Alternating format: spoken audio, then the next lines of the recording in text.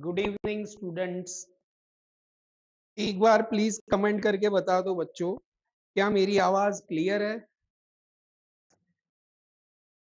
M I audible? सबको मेरी आवाज आ रही है?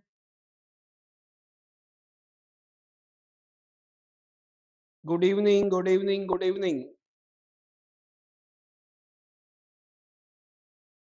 प्लीज कमेंट करके बता दो, क्या मेरी आवाज क्लियर है?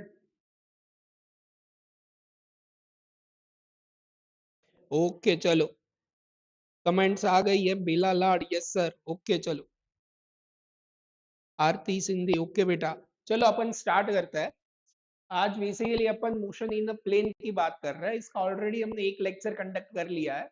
This is the second lecture for the motion in the plane, जिसमें अपन बेसिकली न्यूमेरिकल सॉल्व कर ही रहे पर कॉन्सेप्ट्स भी डिस्कस कर, जिसकी वजह से क्वेश्चंस भी समझ में आए एंड उसके जितने भी कॉन्सेप्ट्स है उससे रिलेटेड वो भी डिस्कस करेंगे, जिसकी वजह से कोई नया क्वेश्चन भी आ जाए तो अगर अपन को कॉन्सेप्ट्स पता है तो अपना काम हो सकता है। चलो स्टार्ट करते हैं बच्चों। आपको बेटा साथ साथ में जो पेन एंड पेपर लेकर बैठना है और आपको भी क्वेश्चंस जो है वो खुद से सॉल्व करने की कोशिश करनी है। हो सकता है कि मैं जो यहाँ पे करवा रहा हूँ जिस भी मेथड से, उससे और कोई मेथड से भी आप कर पाओ और वो सही भी हो सकती है। तो खुद से कोशिश करना जरूरी है। अगर खुद से क्वेश्चन हो रहा है तो उससे अच्छा और कोई बात नहीं होती। तो मैं आपके लिए बस एक सपोर्ट कर रहा हूँ कि इस तरीके से आप इसे अप्रोच कर सकते हो, सॉल्व कर सकते हो। पर अगर आप खुद से कोई क्वेश्चन कोई और तरीके से करना चाह रहे हो तो प्लीज बेटा आप साथ में करते रहना। एंड जो भी क्वेश्चंस है अगर उसके आंसर आ रहा है तो कमेंट करके आपको जरूर बताना है कि कौन से क्वेश्चन में क्या आंसर आ रहा है। चलो अब स्टार्ट करते हैं। फर्स्ट क्वेश्चन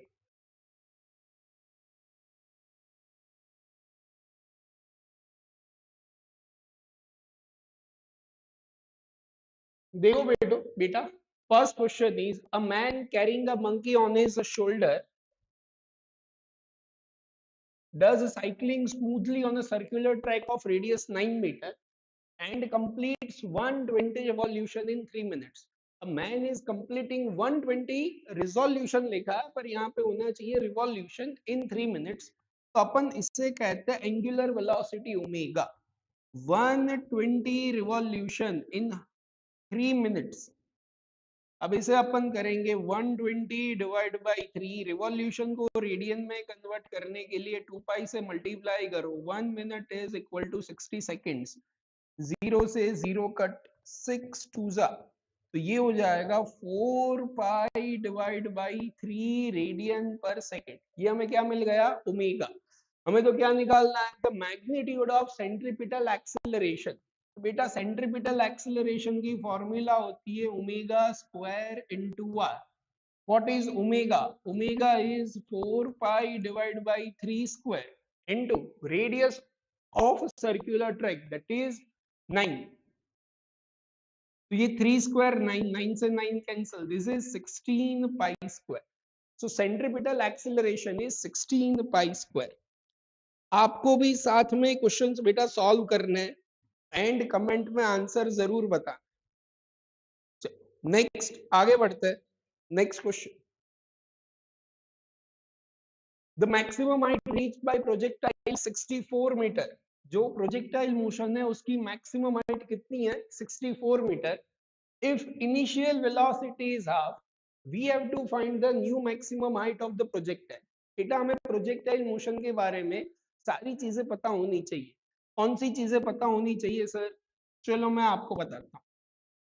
हमने यहाँ से एक पार्टिकल को u वेलोसिटी से प्रोजेक्ट करा। इनिशियल एंगल जो है वो है थीटा। अब ये जो प्रोजेक्टाइल मोशन हो रही है, इस प्रोजेक्टाइल मोशन की मैक्सिमम हाइट अगर निकालनी है तो maximum height of projectile is u square sine square theta upon 2g।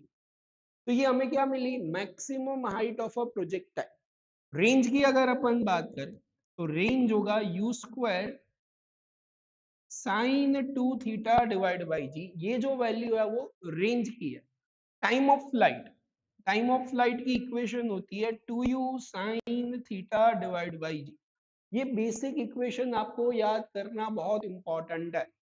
यकीन मानो प्रोजेक्टाइल मोशन से जितने क्वेश्चंस आते हैं उसमें से 70 to 80% क्वेश्चन इन्हीं फॉर्मूला से सॉल्व हो जाते हैं। तो आपको ये फॉर्मूलाज जो है वो याद करना जरूरी है। देखो, maximum height reach by projectile is 64, तो हमारे पास है मैक्सिमम हाइट कितनी है 64। तो h is u square sine square theta divide by 2g, और ये जो हमारी मैक्सिमम हाइट है वो कितनी है 64।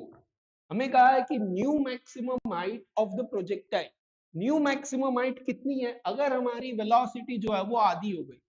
अगर इनिशियल वेलोसिटी आधी हो गई है तो बताओ न्यू मैक्सिमम हाइट कितनी होगी। अब इनको डिवाइड कर दो, h dash divide by 64, 2g से 2g cancel, sine square theta से sine square theta cancel, u square से u स्क्वायर कैंसिल, ये होगा 1/4, तो h डैश हो गया 16 metre. New maximum height of a projectile is 16 metre.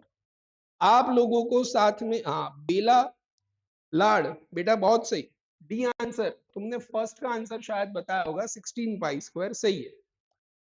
Next question हमने यहाँ पे सॉल्व करा है। आपको प्लीज बेटा साथ में क्वेश्चन सॉल्व करने, और जो भी आंसर्स है वो सारे आंसर्स आपको भी कमेंट में जरूर कमेंट करके बताना। चलो आगे बढ़ते हैं। Next, okay. The coordinate of a particle moving in xy plane is given as this.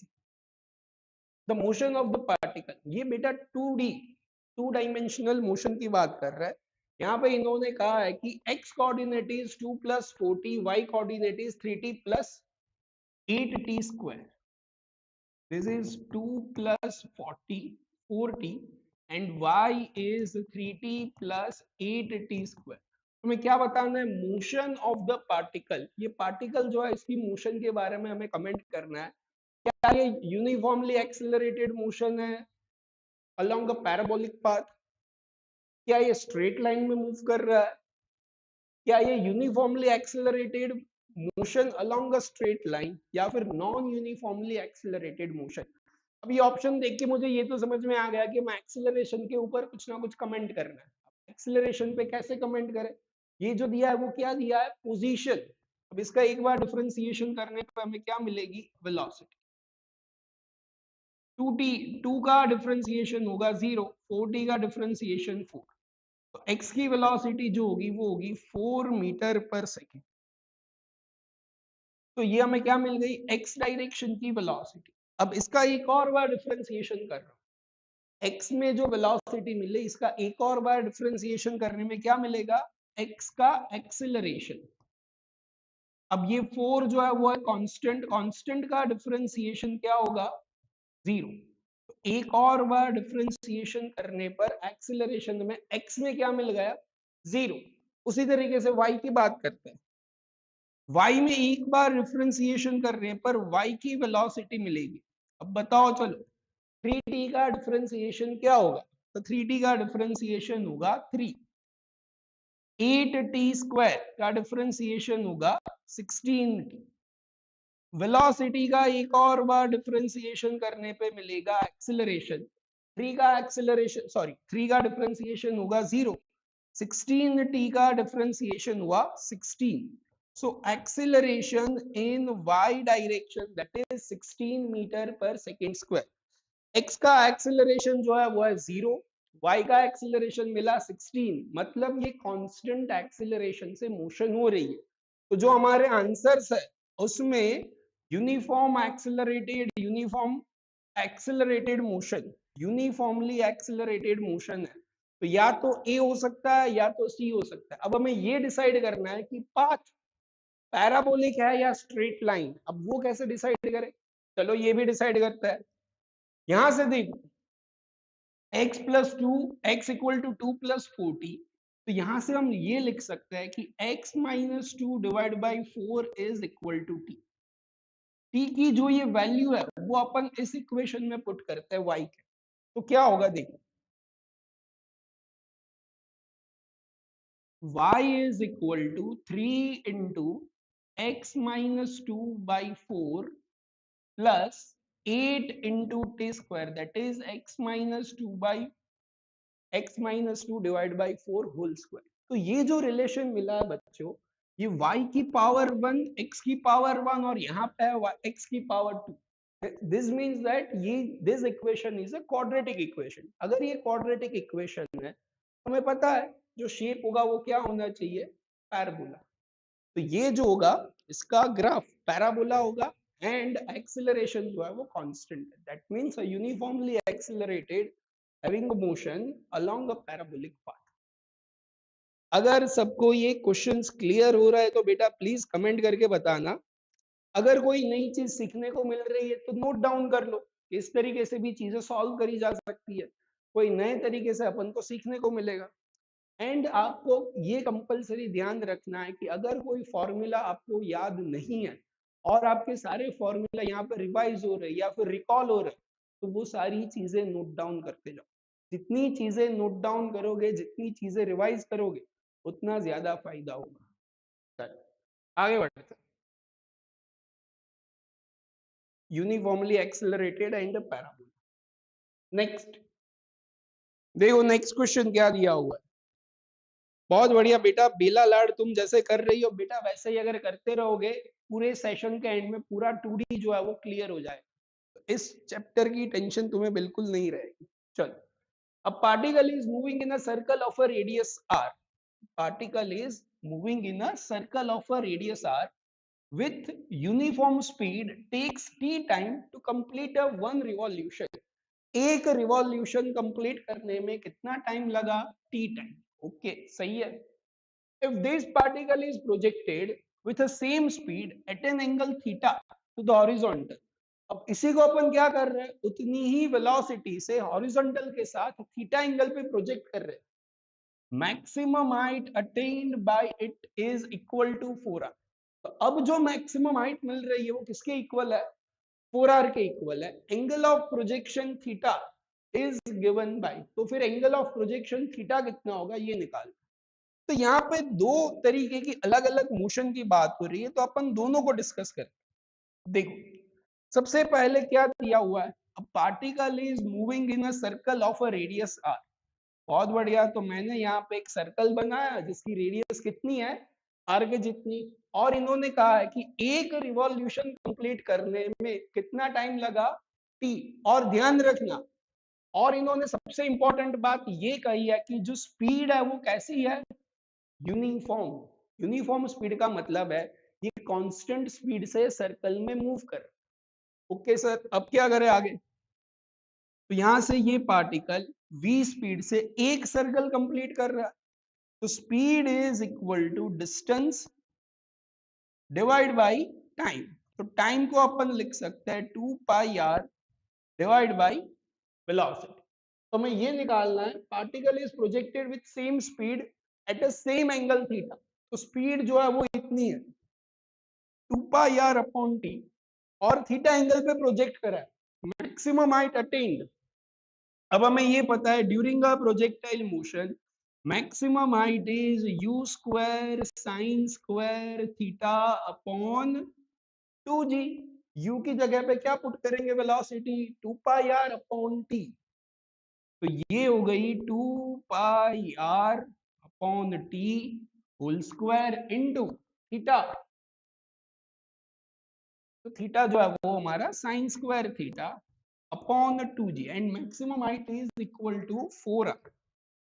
अब इसे सॉल्व कर दो और हमें थीटा निकालना है। तो अब यहां से देखो, 2 पाई 4 pi square r square T square sine square theta upon 2g, और यह 4r, r से r कैंसल, 4 से 4 कैंसल। तो यहां से होगा sine square theta is equal to 2g t² upon pi square into R. I think ये कुछ आ रहा है, 2g t² pi square into R, and ये साइन स्क्वायर रूट ले लो तो ऑप्शन ए मिल जाना चाहिए, 2g t² pi square R square root and sine square. चलो आगे बढ़ते हैं। तो सही आंसर इसका होगा बेटा ऑप्शन ए, सिंप्लीफाई कर लो। आगे बढ़ते हैं, नेक्स्ट क्वेश्चन देखो बेटा, ये वही आंसर है, यहाँ पे सॉल्व भी करा है। नेक्स्ट क्वेश्चन, अच्छा ये अच्छा क्वेश्चन है। देखो ये जो क्वेश्चन है वो डायरेक्ट इजीली एक लाइन स्ट्रेट फॉरवर्ड आंसर नहीं है, इसमें आपको थोड़ा दिमाग लगाना पड़ेगा। एक बार आप खुद से क्वेश्चन पढ़ो एंड खुद से कोशिश करो। बहुत बढ़िया बेटा, बेला लाड सही आंसर है, ऑप्शन ए जो है वो। अब नेक्स्ट क्वेश्चन पे अपन आगे बढ़ते हैं। नेक्स्ट क्वेश्चन जो है वो अच्छा क्वेश्चन, इसमें थोड़ी बहुत लॉजिकल चीजें भी अपन को सोचनी पड़ेगी। क्या दिया है देखो, a body starts falling freely from a height H. एक बॉडी है जो एच हाइट से फ्री फॉल कर रही है। A body is falling freely from height H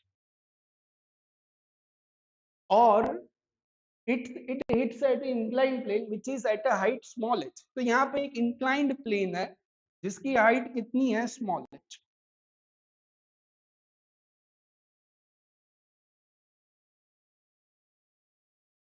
small H height पे एक इंक्लाइंड प्लेन है और हमें दिया है as a result of this perfectly elastic collision impact. ये जो कोलिजन हो रही है यहाँ से ये बॉल फ्री फॉल वगैरह, ये बॉल कहाँ आएगा, नीचे आएगा। नीचे कहाँ जाएगा, यहाँ पे कोलाइड करेगा। ये कोलिजन कैसी है, परफेक्टली इलास्टिक कोलिजन। इसका मतलब क्या हुआ सर, ये परफेक्टली इलास्टिक कोलिजन का मतलब है एनर्जी का लॉस जो है वो नहीं हो रहा, एनर्जी जो है वो 100% कन्वर्ट हो रही है। तो यहां से यहां तक आओगे तो जो भी एनर्जी बॉल के पास होगी वो सारी एनर्जी यहां से फिर आगे कन्वर्ट हो जाएगी। ड्यूरिंग कोलिजन कहीं पे भी फ्रिक्शनल एनर्जी में या फिर कहीं पे भी एनर्जी का लॉस नहीं हो रहा। अब क्या हो रहा है, यहां से ये बॉल आगे जाएगा और यहां पे कहीं पे टकराएगा। तो हमसे ये पूछा है कि the value of capital H divided by small h for which the body will take maximum time to reach to the ground। हमें मैक्सिमम टाइम में अगर ये नीचे जा रहा है तो h बाई एच का रेशियो क्या होगा। ये h और ये स्मॉल h, इनका रेशियो अपन किस तरीके से रखे जिसकी वजह से जो बॉडी को ग्राउंड पे पहुंचने में टाइम लग रहा है वो टाइम कैसा हो, मैक्सिमम। अब देखो यहाँ पे ये है हाइट आपकी टोटल कैपिटल एच, ये है स्मॉल एच। तो ये कितना हुआ, capital H minus small H. ये जो हाइट है वो कितनी हुई, एच माइनस एच। मान लो यहां से यहां तक जाने में टाइम लगा t1 और यहां से यहां तक जाने में जो टाइम लगा दैट इज t2। अब अगर हमें टोटल टाइम लिखना हो तो टोटल टाइम हो जाएगा t1 प्लस t2। टोटल इतना टाइम लगेगा। अब आपको करना क्या, ये जो टोटल टाइम है इसी को आपको मैक्सिमम करना, ठीक है। ये जो टोटल टाइम है हमारा इसी को मैक्सिमम करना है। अब ये कैसे करें, तो ये जो t1 टाइम है, in this motion the particle is free falling. अब ये फ्री फॉल कर रहा है, अगर फ्री फॉल कर रहा है तो उसके लिए टाइम की इक्वेशन आपको पता होनी चाहिए, क्या होती है, अंडर रूट 2h अपॉन जी। ये हाइट, अब ये हाइट कितनी है, h माइनस एच। तो यहाँ पे जो मैंने हाइट ली है उसको अपन को क्या लिखना पड़ेगा, capital H minus small h plus T2। T2 का मतलब है यहां से यहां तक का। तो ये जो टाइम है that time is also under root 2h upon G. और ये हाइट बच्चों आपकी कितनी है, स्मॉल h की जितनी। तो ये हमने सही लिखा है। अब इन्होंने ये कहा है कि ये जो टाइम t है, कैपिटल T, ये मैक्सिमम है। अब आपको ये नोट डाउन कर लो कि किसी भी फंक्शन की मैक्सिमम या मिनिमम वैल्यू अगर आपको निकालनी है तो आपको उसका डिफरेंशिएशन करना पड़ेगा। डिफरेंशिएशन करके उसे जीरो कर देंगे। अब मैं इसका डिफरेंशिएशन कर रहा हूं, D T upon D H. ये डिफरेंशिएशन होगा 1/2 इंटू 2 एच माइनस एच की पावर -1/2 अपॉन root G and chain rule h minus H, capital H minus H का चेन रूल से अपन को डिफरेंशिएशन करना पड़ेगा। कैपिटल H का डिफरेंशिएशन 0, स्मॉल h का -1 plus 1/2 into root 2/g into h की पावर -1/2। तो ये जो है यहां से ये भी रूट 2 है root 2 divide by G into 1/2, ये सब common, root 2 divide by 2 root G common, यहाँ पे होगा minus h minus H power -1/2 और यहाँ पे h की पावर जो है वो है -1/2। ये पूरा यहाँ पे 0 हो गया, इसको यहाँ पर ले लो एंड सॉल्व करो, तो सॉल्व करने पे हमें मिलेगा h minus H power 1/2 is equal to small h power 1/2, दोनों साइड स्क्वायर कर देते हैं, तो h minus H is equal to h, capital H is equal to 2h small h divide by capital H, ये ratio होगा 1/2। Small h divide by capital H का ratio जो है वो है 1/2, अगर इसका उल्टा रेशियो लेंगे तो वो होगा 2। तो हमसे जो पूछा है capital H by small h, तो रेशियो जो होगा वो होगा 2। क्लियर है सबको? अच्छा, कोई बेटा पूछ रहा है कि सर मैकेनिक्स का मतलब क्या होता है? मैकेनिक्स का मतलब होता है बेसिकली बच्चों, जो आपकी 11th की फिजिक्स है, वहां रोटेशनल मोशन तक के जितने भी चैप्टर्स है उसे अपन मैकेनिक्स कहते हैं। मैकेनिक्स का और कोई मतलब नहीं है, जिसमें अपन पार्टिकल की मोशन के बारे में डिस्कस करते हैं। जैसे इसमें वेलोसिटी हो गई, एक्सीलरेशन हो गया, फोर्स हो गया, सिस्टम ऑफ पार्टिकल्स की अपन जो बात करते हैं, वो सारी की सारी चीजें जो है वो मैकेनिक्स में कंसिडर करी जाती है। और कोई बेटा? बेटा मैंने बता दिया मैकेनिक्स का मतलब है। सर गुजराती मीडियम में क्लास कब होता है?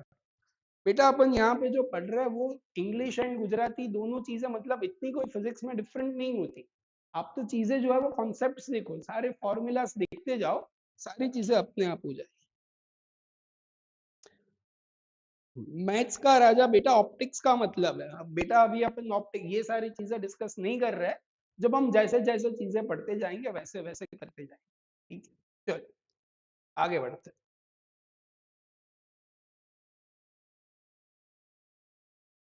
Next question, projectile A and B are thrown. Projectile A and B are thrown at an angle 45 and 60 degree with vertical from top of a 400 metre high tower. तो एक tower है जिसकी height कितनी है 400 metre, वहां से अपन projectile motion करवा रहे हैं। किस तरीके से करवा रहे हैं? वर्टिकल के साथ कितना एंगल है 45 एंड 60 डिग्री। ओके सर, ये तो समझ आ गया, आगे बताओ। इन्होंने कहा है their time of flight are same, we have to find ratio of their speed of projection, va is to vb। इन्होंने क्वेश्चन में ऐसे कुछ कहा है कि ये एक टावर है जिसकी हाइट है बच्चों 400 मीटर। ओके, बहुत बढ़िया। हमने यहां से प्रोजेक्टाइल मोशन कैसे करवाई? ये वर्टिकल के साथ थीटा एंगल, वर्टिकल के साथ एंगल है 45 and 60 from a 400 metre height. We have to find ratio of their velocity. अब देखो, टाइम की अपन बात कर रहे हैं, ये दोनों इस तरीके से प्रोजेक्टाइल मोशन करेंगे और नीचे आएंगे। इन्होंने कहा है कि टाइम ऑफ फ्लाइट जो है वो सेम है, दोनों के लिए लगने वाला टाइम ऑफ फ्लाइट क्या है? सेम। एंड दोनों को जो करना डिस्प्लेसमेंट है वो डिस्प्लेसमेंट भी सेम है। तो सर कहना क्या चाह है? कहने का मतलब ये है कि दोनों के लिए डिस्प्लेसमेंट भी सेम है, दोनों के लिए टाइम ऑफ फ्लाइट भी सेम है। इसका मतलब है दोनों की वेलोसिटीज भी सेम होनी चाहिए, क्योंकि सेम टाइम में सेम डिस्प्लेसमेंट हो रहा है। इसका मतलब है इनिशियल वेलोसिटीज दोनों की सेम होनी चाहिए वाई डायरेक्शन में, क्योंकि आपका डिस्प्लेसमेंट जो हो रहा है वो कौन सी डायरेक्शन में है? वाई डायरेक्शन में। तो वाई डायरेक्शन में इनिशियल वेलोसिटीज सेम होनी चाहिए। ये फर्स्ट पार्टिकल, इसकी वाई डायरेक्शन की वेलोसिटी होगी वी ए कॉस थीटा और दूसरे की होगी V B cos theta 2। cos theta 1 वो है आपका 45 एंड cos थीटा 2 जो है वो है 60 डिग्री। cos 45 की वैल्यू होगी 1/√2 एंड cos 60 की वैल्यू होगी 1/2। √2 कैंसल, VA अपॉन VB का रेशियो मेरे हिसाब से होना चाहिए 1:√2। क्या होगा रेशियो बेटा? 1:√2। ये हमने क्या लॉजिक लगाया? क्योंकि y में डिस्प्लेसमेंट सेम है, y में टाइम सेम है, इसका मतलब है initial velocity in y direction has to equal, ये दोनों इक्वल होने चाहिए, हमने वही इक्वल करा है।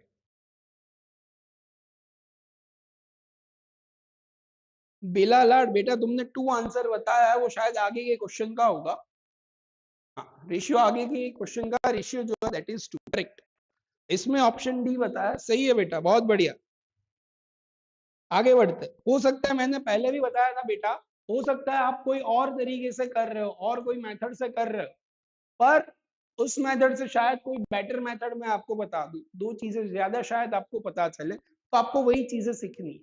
आप जो कर रहे हो ये नहीं है कि आप कर रहे हो वो गलत ही होगा, आप कर रहे हो वो भी सही है। कभी भी हो सकता है मेरे से भी शॉर्टकट मेथड आप कर ली, पर मैं ये पूरी कोशिश करूंगा कि सबसे शॉर्टकट से शॉर्टकट मेथड जो है वो मैं आपको बताऊं, जिसकी वजह से एग्जाम में क्वेश्चन सही भी हो जाए एंड जल्दी भी हो जाए। चल आगे बढ़ते हैं, नेक्स्ट क्वेश्चन।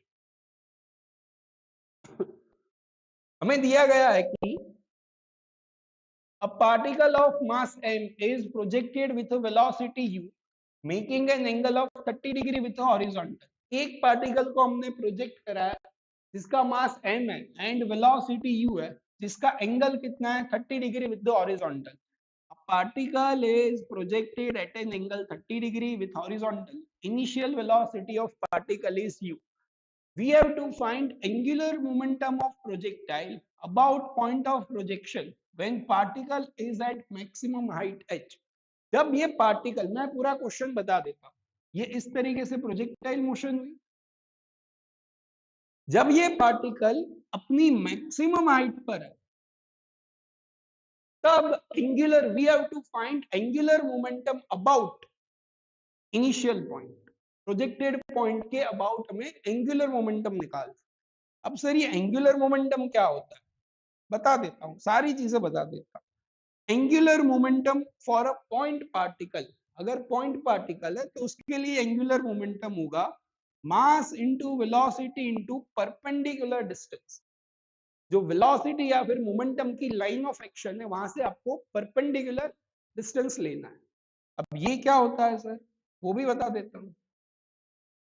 यहां पे अपन पहुंचे, ये टॉप मोस्ट पॉइंट पे वेलोसिटी जो होगी वो होगी u cos थीटा, मोमेंटम जो होगा वो होगा mu cos थीटा। तो ये जो लाइन है मोमेंटम की, उसका perpendicular distance from the point of projection, point of projection से हमें क्या करना है, परपेंडिकुलर डिस्टेंस लेना है। अब वैल्यूज पुट कर दो, यहाँ पे मोमेंटम हो गया mu cos theta, perpendicular distance वही होती है मैक्सिमम हाइट। अब सर मैक्सिमम हाइट की इक्वेशन तो हमें याद है, क्या होती है, sine U square sine square theta divide by 2g। अब क्या करना है, अब कुछ नहीं करना है, सारी चीजें रेडी है। अब हमें बस वैल्यूज पुट करनी है, मास जो है वो है m, velocity is u, theta cos 30 की value √3 divide by 2 into U square, sine square 30 that is 1/4 upon 1/2g, 4 into 2 into 2 that is 16g into √3 mu cube, √3 mu cube upon 16g, this is the our correct answer। बेटा maths के राजा तुम, बेटा optics का मतलब पूछ रहे हो, mechanics का मतलब पूछ रहे हो, ये सारे मतलब सारी चीजें हम यहाँ पे डिस्कस करेंगे, पर ये पूरे चैप्टर्स है, इसका एक कोई सिंगल वर्ड का आंसर नहीं है कि ऑप्टिक्स क्या हो गया मैकेनिक्स क्या हो गया, तो पूरी लंबी चीज है, तो उसका कोई वन वर्ड आंसर नहीं है। तो अभी जो हम पढ़ रहे हैं उसी पे आप फोकस करो, आगे की चीजें अपने आप कवर हो। चल आगे बढ़ते हैं, next question. A ball rolls off top of a stairway with horizontal velocity u। तो ये कोई सीढ़ी है, स्टेयरकेस है, जिसके टॉप मोस्ट पॉइंट से बॉल जो है वो रोल हो रहा है with initial velocity u। Steps are 0.1 metre high and 0.1 metre wide. अब क्या कह रहे हैं क्वेश्चन में, इस तरीके से कुछ स्टेयरकेस है जिसकी विड्थ जो है वो है 0.1 मीटर, हाइट जो है वो भी 0.1 मीटर, इस तरीके से इन्होंने कहा। The minimum velocity u with which the ball just hits the fifth of the stairway will be। अब ये फिफ्थ पे अपन को हिट करना है। अब जैसे ये हो गया आपका जीरोथ, हम ऐसे मान ले कि यहाँ से पार्टिकल जो है वो मूव कर रहा है विथ वेलोसिटी u, ये फर्स्ट, ये सेकंड, ये थर्ड, ये फोर्थ एंड ये फिफ्थ। ये फर्स्ट, ये सेकंड, ये थर्ड, ये फोर्थ, ये फिफ्थ। तो पार्टिकल कहाँ हिट कर रहा है? जस्ट फिफ्थ पे हिट कर रहा है। The minimum velocity is you. हमने मिनिमम यू वेलोसिटी से इसे थ्रो करा है और ये फिफ्थ पे टच कर रहा है। तो हमें ये निकालना है कि मिनिमम वेलोसिटी दी है √x मीटर पर सेकंड, तो ये x की वैल्यू निकाल दी। अब खुद सोचो, इसकी हाइट एंड विड्थ दोनों जो है वो कितनी है? 0.1। अगर यहां से शुरुआत करके यहाँ पे हिट करना है तो हॉरिजॉन्टल में हमने कितना डिस्टेंस कवर करा? तो ये 0.1, ये 0.1, ये 0.1, ये 0.1। तो हॉरिजॉन्टल डायरेक्शन में हमने कितना डिस्टेंस कवर करा है? 4 बार 0.1, दैट मींस 0.4। तो रेंज जो है वो कितनी हमारी? 0.4 मीटर। रेंज को अपन लिखते हैं वेलोसिटी इनटू टाइम। रेंज जो है वो है 0.4। टाइम के लिए अपन लिखते हैं time is √2h upon G. h जो है वो है हाइट। हमने कितनी हाइट कवर करी? ध्यान से देखना, यहाँ ये 1, ये 2, ये 3, ये 4, हमने जस्ट यहां से क्रॉस करा है। तो 4 बार इस h हाइट को क्रॉस करा है, तो हाइट भी जो है वो क्या होगी? 0.4। तो यहां से अपन लिखेंगे 0.4 is equal to u into 2 into 0.4 upon G की वैल्यू जो है वो है 10। यहां से इसे सॉल्व करता है 0.4 इज इक्वल टू u, ये हो जाएगा 8 डिवाइड बाई 100। अब यहां से कर दो, 100 का स्क्वायर रूट 10, 10 यहाँ पे मल्टीप्लाई हो गया। 0.4 into 10 that is 4 is equal to u into √8 का मतलब है 2√2। 2 से 2 कैंसल, √2 से √2 कैंसल। तो u की वैल्यू क्या मिली? u की वैल्यू मिली √2 मीटर पर सेकेंड। आपसे क्या पूछा है? √x। तो x की वैल्यू क्या होगी? 2। हमें वही निकालना है। तो x की वैल्यू जो है वो है 2। चल आगे बढ़ते, नेक्स्ट क्वेश्चन। यहां पे भी आंसर वही दिया है, value of x is equal to 2। Next question देखो बेटा, the radius of curvature of the path of the two particle of same mass. यहाँ पे सारे क्लूज जो है वो आपको ड्रॉ करते जाना है, क्या क्या दी चीजें दी है। Radius of curvature of the path of the two particle of same मास। तो सबसे पहला अपन को ये पता है कि इन दोनों पार्टिकल के मास जो है वो सेम है। नेक्स्ट, रेडियस ऑफ कर्वेचर का ratio R1 is to R2 का रेशियो क्या है? 3/4। Then in order to have a constant centripetal force, दोनों के लिए सेंट्रीपिटल फोर्स जो है वो सेम है, कांस्टेंट है। तो वेलोसिटी का रेशियो क्या होगा? अब आपको ये पता होना चाहिए सेंट्रीपिटल वेलोसिटी की फॉर्मूला क्या होती है। सॉरी, सेंट्रीपिटल फोर्स की अपन बात कर रहे हैं। सेंट्रीपिटल फोर्स दोनों के लिए सेम है। सेंट्रीपिटल फोर्स होता है mv² अपॉन r। ये हो गया मास, ये हो गई वेलोसिटी, ये हो गई रेडियस। mv² अपॉन r, दोनों के मास सेम है तो ये कैंसल हो गए। v1² upon v2² is equal to r1 upon r2। Radius of curvature का रेशियो जो है वो है 3:4। तो फिर ये वेलोसिटी का रेशियो क्या होगा? √3 डिवाइड बाई 2। तो मेरे हिसाब से आंसर जो है वो है ऑप्शन ए। तो ये बहुत ही सिंपल सा फॉर्मूला था बेटा। सेंट्रीपिटल फोर्स का अगर आपको फॉर्मूला पता है तो इसमें आपके आराम से 4 मार्क्स आ सकते हैं। मैं आपको बस ये समझाने की कोशिश कर रहा हूं कि नॉर्मल सिंपल फॉर्मूला अगर आपके पास नोट में लिखे हुए, अगर आपने अच्छे से उसे रिवाइज करा है तो स्कोर करना बिल्कुल मुश्किल नहीं है। बस प्रॉब्लम कहाँ पे होती है, अपन को ये फॉर्मूला याद नहीं होते क्योंकि इतने सारे फॉर्मूलाज है, तो वो एक बार एक साथ लिखना जरूरी है। जितनी चीजें अच्छी तरीके से नोट डाउन करोगे उतनी मेमोरी में वो चीजें अच्छी तरीके से प्रिंट हो जाएगी। तो दिमाग में अगर चीजें अच्छी तरीके से प्रिंट है वो तो ऑफकोर्स रिजल्ट जो है वो अच्छा मिलेगा। चलो नेक्स्ट आगे बढ़ते हैं। Next question, a vehicle of mass 200 kg, एक व्हीकल है जिसका मास हमें दिया है 200 kg, it is moving along a levelled curved road of radius 70 metre with angular velocity 0.2, we have to find the centripetal force। अरे sir ये तो अभी तो करा हमने, जस्ट सेंट्रीपिटल फोर्स की हमने बात करी, उसी का क्वेश्चन फिर से आ गया। अब आपको ये क्वेश्चन ऐसे समझना है कि अगर हमने सेंट्रीपिटल फोर्स की फॉर्मूला पढ़ी है, अगर हमें ये फॉर्मूलाज आती है, तो ऐसे क्वेश्चंस तो 100% आने भी वाला है और हमसे होने भी वाला है। क्या दिया है देखो, अब इन्होंने एंगुलर वेलोसिटी की बात करी है, तो सेंट्रीपिटल एक्सीलरेशन के दो फॉर्मूला होते हैं। क्या होता है, एक होता है mv²/r जो हमने लास्ट क्वेश्चन में यूज करा, एंड एक होता है mr⍵²। अगर मुझे क्वेश्चन में वेलोसिटी के बारे में डिस्कस करा है तो मैं mv²/r यूज करूंगा, और अगर हमें एंगुलर वेलोसिटी के बारे में बात करिए तो अपन क्या यूज करेंगे, mr⍵²। तो अब मैं क्या यूज कर रहा हूं, mr⍵²। Centripetal force is mr⍵², मास जो है वो है 200, रेडियस इज 70, ओमेगा 0.2। सॉल्व करो, 7 इंटू 2 1400 इंटू 4 डिवाइड बाई 100, 0 से 0, 0 से 0 अपन हो गया 0, 14 फोरजा, 14 फोरजा कितना होगा 56। मैंने कहीं पे गलती करी है, यहाँ पे 3 0 है, एक और 0 ऐड हो गया 560। आई थिंक ऑप्शन जो है वो ए सही आंसर होगा, वो ऑप्शन है। मैथ्स का राजा एक क्वेश्चन डाउट पूछ रहा है, सर एक डाउट है, बैंक कव रोड का कॉन्सेप्ट समझा देना एंड फॉर्मूला भी।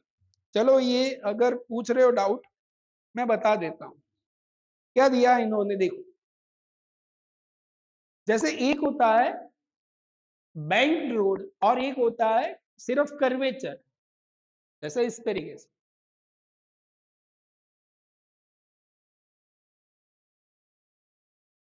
ये एक स्ट्रेट रास्ता है और यहां पे हमने टर्न लिया, तो इस पे अगर अपन टर्न ले रहे हैं तो टर्न लेते टाइम पे हम तब ज्यादा स्पीड में टर्न नहीं ले सकते, अगर ज्यादा स्पीड में टर्न लेंगे तो अपन स्लिप हो जाएंगे।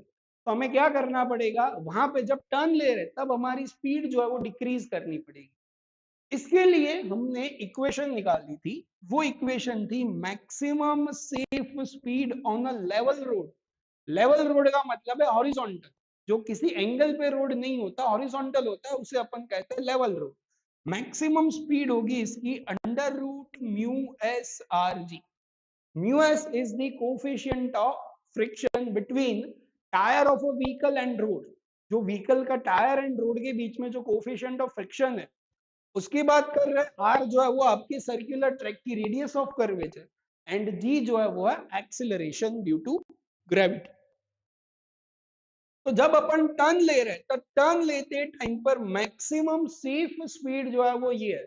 इससे कम स्पीड पे अगर जाओगे तो कोई प्रॉब्लम नहीं है, इससे ज्यादा स्पीड से अपन नहीं जा सकते। आया समझ में। मैथ्स का राजा बेटा, ये यूजर नेम तुम जो है वो फिजिक्स का राजा भी कर दो, तो क्या है कि दोनों में चीजें सही हो जाएगी। मैथ्स अगर किसी में, मैथ्स में अगर आप अच्छे हो तो फिर फिजिक्स में आप अपने आप अच्छे हो जाओगे, है ना। चलो बेटा आगे बढ़ते हैं। आपके सारे कमेंट्स जो है वो मैं यहाँ पे देख रहा हूं, अगर कोई डाउट है तो प्लीज बता देना, है ना। चलो,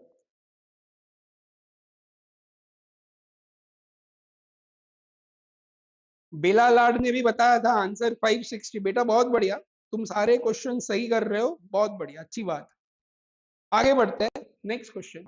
अ projectile is projected at 30 degree from the horizontal with the initial velocity 40 meter per second.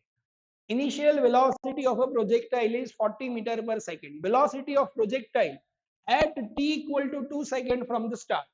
ये जो हमारी प्रोजेक्टाइल मोशन है, इस प्रोजेक्टाइल मोशन से हमने जहां से शुरुआत करी वहां से 2 सेकंड बाद हमारी वेलोसिटी क्या होगी। We have to find velocity after 2 second. अब 2 सेकंड पे अपन कहाँ पे वो निकालना पड़ेगा। तो मैं सबसे पहले टाइम ऑफ फ्लाइट निकाल लेता हूँ। टाइम ऑफ फ्लाइट क्या होता है? टाइम ऑफ फ्लाइट होता है 2u sin theta divide by G. बहुत बढ़िया सर। u की वैल्यू क्या होती है? 40। थीटा की वैल्यू होती है sin 30 की वैल्यू 1/2। जी की वैल्यू 10। 0 से 0, 2 से 2। टाइम ऑफ फ्लाइट जो मिला वो कितना मिला? 4 सेकंड। इसका मतलब हुआ कि ये प्रोजेक्टाइल मोशन कंप्लीट करने में हमें कितना टाइम लगा? 4 सेकंड। सही से फिर सही है। और अब आगे करो। 4 सेकंड में अगर हमने प्रोजेक्टाइल मोशन कंप्लीट करी तो 2 सेकंड में अपन कहां पे होंगे? 2 सेकंड में तो सर हम होने चाहिए मैक्सिमम हाइट पे। अगर मैक्सिमम हाइट पर है तो वहां पे वेलोसिटी क्या होती है? मैक्सिमम हाइट पे वेलोसिटी याद कर लेना मेरे बच्चों, वो होती है u cos थीटा। थीटा की वैल्यू है 30 डिग्री, तो ये होगा u into cos 30। Initial velocity 40, cos 30 की वैल्यू √3/2, ये हुआ 20√3। तो आंसर होना चाहिए ऑप्शन डी। मैथ्स का राजा ऑप्शन डी, बहुत ही बढ़िया, सही है। धार्मिक ऑप्शन डी बेटा, बहुत बढ़िया। धार्मिक का भी आंसर सही है, मैथ्स का राजा सही है बेटा। देख लिया सबके आंसर्स में, देख रहा हूं। बेला लाड तुम्हारा आंसर अभी तक नहीं आया। आंसर्स आने भी चाहिए, सही भी आने चाहिए, जल्दी भी आने चाहिए, सारी चीजें जरूरी है। चलो आगे बढ़ते हैं। Next question. Answer is 20√3, option D. चलो next question. Projectile is fired at a 30 degree to the ground. It is observed at a same height at 3 second and 5 second after the projection. ये हम projectile motion की बात कर रहे हैं। During its flight the speed of projectile of the projection. अब इन्होंने ये कहा है कि ये कोई पार्टिकल है जो यहां से प्रोजेक्टाइल मोशन कर रहा है। 3 सेकेंड एंड 5 सेकेंड बाद वो सेम हाइट पर, मतलब यहां पर कहीं पर। After 3 second and 5 second, the particle is at a same height. Speed of projection of particle. तो यहां से जो पार्टिकल हमने प्रोजेक्ट करा है उसकी स्पीड क्या होगी? ये स्पीड हमें निकाल। Speed of projection of the particle, जिसकी वजह से 3 सेकेंड एंड 5 सेकेंड में हाइट जो है वो क्या मिले? सेम। अब देखो, ये हाइट का मतलब है डिस्प्लेसमेंट इन वाई डायरेक्शन। अब सर ये क्या बता रहे हो आप? सारी चीजें मैं आराम आराम से तोड़ जोड़ के बताऊंगा, हर एक स्टेप अपन अच्छे तरीके से एक्सप्लेन करते जाएंगे। हमें ये दिया है कि 3 सेकेंड एंड 5 सेकेंड पे हाइट सेम है। हाइट सेम है मतलब displacement in Y direction same है। अगर displacement in Y direction same है तो हमारे पास इक्वेशन है ut plus 1/2 gt square is equal to ut plus 1/2 gt square। एक बार टाइम की वैल्यू 3 सेकेंड पुट करेंगे, एक बार 5 सेकेंड। वेलोसिटी, अब ये वाई डायरेक्शन के डिस्प्लेसमेंट की बात है तो ऑफ कोर्स जो इनिशियल वेलोसिटी पुट करेंगे वो कौन सी डायरेक्शन की होगी? Y direction. तो वाई डायरेक्शन में एंगल जो है वो है 30, तो वाई की इनिशियल वेलोसिटी होगी u sin theta.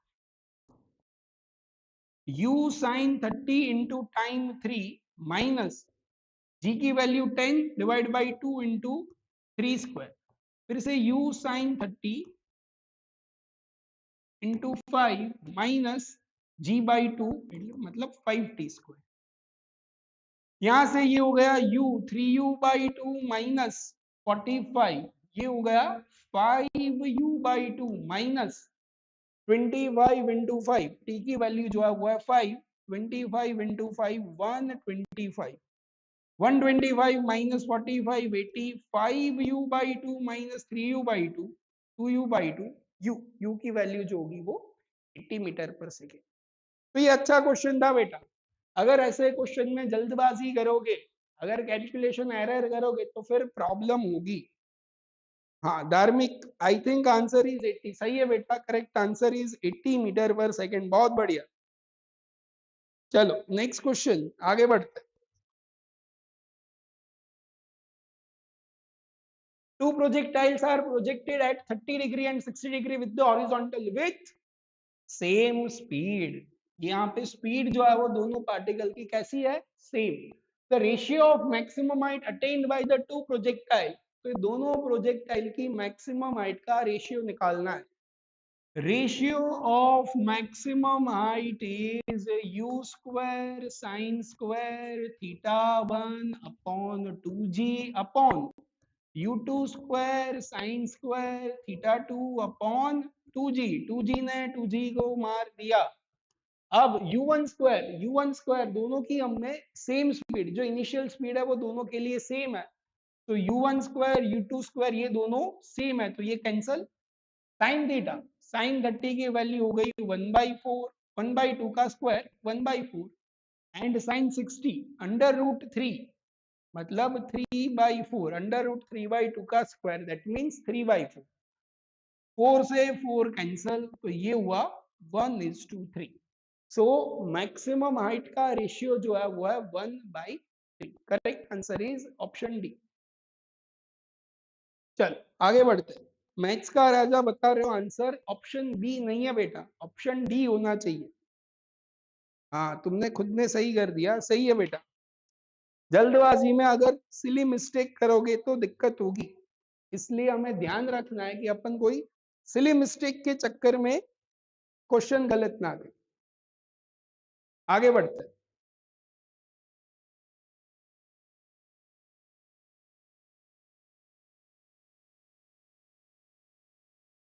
Range of projectile projected at an angle 15 degree with the horizontal is 5050 metre. देखो अब हम शुरुआत से जितने भी क्वेश्चन, जिन्होंने ये दोनों सेशन अटेंड करा है, प्रोजेक्टाइल मोशन की अपन लगातार बातें कर रहे हैं. और अच्छी बात यह है कि गोल घुमा फिरा के प्रोजेक्टाइल मोशन के जो सिंपल से इक्वेशन है उसी को अपन यूज कर. तो आपके लिए रिवाइज करने का सबसे बेस्ट तरीका, अगर ये जो मैं करवा रहा हूँ यहाँ, अगर ये ढंग से आपने कर लिया, फॉर्मूला भी रिवाइज हो जाएंगे, क्वेश्चंस भी सॉल्व होने लगे. हमें कहा है कि अगर हमने 15 डिग्री पे प्रोजेक्ट करा है तो रेंज जो मिली दैट इज 5050 मीटर. रेंज की इक्वेशन होती है u square sine 2 theta upon G. Range is 50 u square into sine 2 theta sine 30 divide by G. Sine 30 1/2, ये हो गया 50 into U square divide by 20, तो u स्क्वायर आपका हो गया 1000.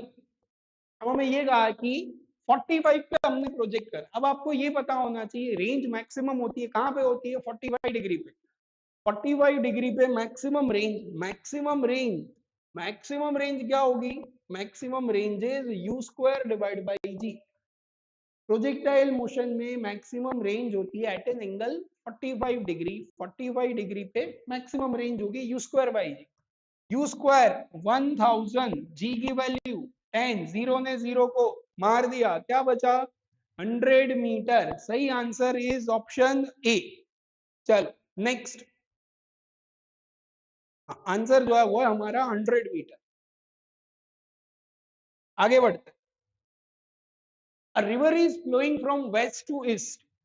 A river is flowing from west direction to east direction with a speed of 9 kilometre per our. देखो ये जो है वो है वेस्ट, ये जो है वो है ईस्ट, ये है नॉर्थ, ये है south. River is flowing from west to east with a speed of 9 kilometre per hour, जिसको मैंने कन्वर्ट कर दिया मीटर पर सेकेंड में. कितना होगा, मीटर पर सेकेंड में कन्वर्ट करने के लिए 5/18 से मल्टीप्लाई करा, तो ये होगा आपका 2.5 metre per second. A boat is capable of moving at a maximum speed of 27 kilometer per hour. Velocity of boat is 27 kilometer per hour, मतलब 15/2, 7.5 मीटर पर सेकेंड. एंड ये जो क्रॉस हो रहे हैं वो कितने टाइम में हो रहा है, अपन हाफ मिनट, आधा मिनट मतलब 30 सेकेंड. तो मैं क्या निकालना है, अच्छा जो स्पीड है वो 150 डिग्री पे अपन जा रहे हैं from the direction of river flow. अब देखो यहाँ पे ध्यान से, रिवर फ्लो जो है वो इस डायरेक्शन में, अपन इस डायरेक्शन में जा रहा है एट एन एंगल 150 डिग्री. तो हमें क्या निकालना है, विड्थ ऑफ अ रिवर। तो रिवर की विड्थ कितनी होगी, ये 150 है, तो ये कितना होगा 30। अब ये जो बोट है इसके कंपोनेंट निकालो, तो ये होगा VB cos 30 और ये जो होगा वो होगा VB sin 30। तो ये हमने जो कवर करी, ये होगा velocity is equal to distance divide by time. क्योंकि हमें विड्थ की बात कर रहा है, तो विड्थ जो है वो वाई डायरेक्शन में डिस्प्लेसमेंट है।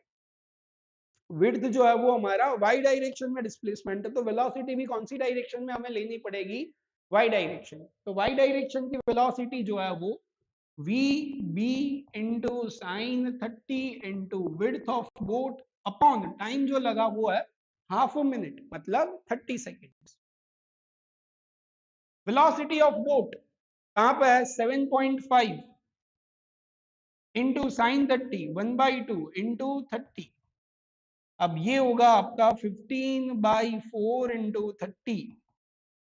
मेरे हिसाब से 450/4, 450/4 आई थिंक 112, ऑप्शन बी। ये मल्टीप्लीकेशन आप करोगे तो आंसर क्या मिलेगा, 112.5 मीटर। बहुत ही सिंपल क्वेश्चन था।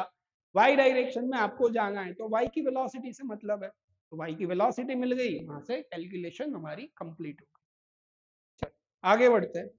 अच्छा, यहाँ पे हमारे सारे क्वेश्चंस जो है वो कंप्लीट हो गए, क्योंकि ये इस चैप्टर का सेकंड सेशन था। एक सेशन हमने ऑलरेडी कंडक्ट कर लिया, इसी का ये सेकंड सेशन भी हमने कंप्लीट कर लिया, जिसमें जितने भी इंपॉर्टेंट कॉन्सेप्ट्स है, अगर आपने ध्यान से दोनों सेशन अटेंड करे होंगे तो आपको इतना रियलाइज हो गया होगा कि अगर प्लेन सिंपल जितने फॉर्मूलाज है, अगर वो फॉर्मूलाज भी अपन को आते हैं, तो हमारे में जी में या फिर नीट में क्वेश्चन सॉल्व होने की प्रोबेबिलिटी बढ़ जाए। पर आपको उसके लिए एफर्ट्स करने पड़ेंगे, आपको खुद से फॉर्मूलाज लिखने पड़ेंगे, उसको रिवाइज करने पड़ेंगे, एंड क्वेश्चंस की प्रैक्टिस करती रहनी पड़ेगी, जिसकी वजह से अपना फायदा होगा। इनकेस आपको कोई भी कंफ्यूजन है, कुछ भी डाउट है, तो प्लीज कमेंट करके बताओ, तो अपन जो है वो इसे सॉल्व करेंगे। हाँ, फिर से अमीन मंसूरी आंसर दिया, ऑप्शन बी सही है बेटा। मैथ्स का राजा, ऑप्शन बी सही है। दोनों ने जो लास्ट क्वेश्चन के आंसर्स बताया, दोनों ने सही बताया। ये जो अपन यहाँ पे सीरीज कर रहे हैं बेटा, इसका एक ही मतलब है कि जेई एग्जाम जब तक आपकी नहीं आ रही, या फिर नीट की एग्जाम जब तक नहीं है, तब तक आपका अच्छे से रिवाइज हो जाए। क्योंकि आप अभी 12th में, और 12th के टॉपिक्स आपके कंपैरेटिवली आपने रिवाइज करे होंगे। 11th की चीजें जो है वो अपन भूल जाते हैं, इसलिए हम 11th के टॉपिक्स पहले करेंगे, फिर 12th के भी कंप्लीट करेंगे। ठीक है, कमेंट करके आप बता सकती हो कि नेक्स्ट सेशन कब आएगा। बेटा ये जो सेशन की सीरीज है वो चारों सब्जेक्ट्स की है। जैसे आज फिजिक्स हुआ, फिर अब कल बायो होगा, फिर केमिस्ट्री होगा, फिर मैथ्स होगा, फिर फिजिक्स होगा। तो हर एक दिन एक सब्जेक्ट्स अपन कवर कर रहे हैं, जिसकी वजह से सारे सेशंस जो है वो सारे चैप्टर्स के, सारे सब्जेक्ट्स की चीजें रिवाइज हो। ठीक है बेटा, मैथ्स का राजा। और तुम्हें एग्जैक्ट इन्फॉर्मेशन चाहिए तो जो डिस्क्रिप्शन है उसमें व्हाट्सएप ग्रुप की लिंक है, तो वहां से तुम व्हाट्सएप ग्रुप में ज्वाइन हो जाओ। वहां पे हम लगातार अपडेट करते रहेंगे कि कौन से सब्जेक्ट की कब एग्जाम। ठीक है, चलो अब आज सेशन जो है वो यहाँ पे कंप्लीट हो रहा है। नेक्स्ट सेशन में अपन नेक्स्ट चैप्टर के साथ मिलते हैं। तब तक आप पढ़ते रहो, रिवाइज करते रहो।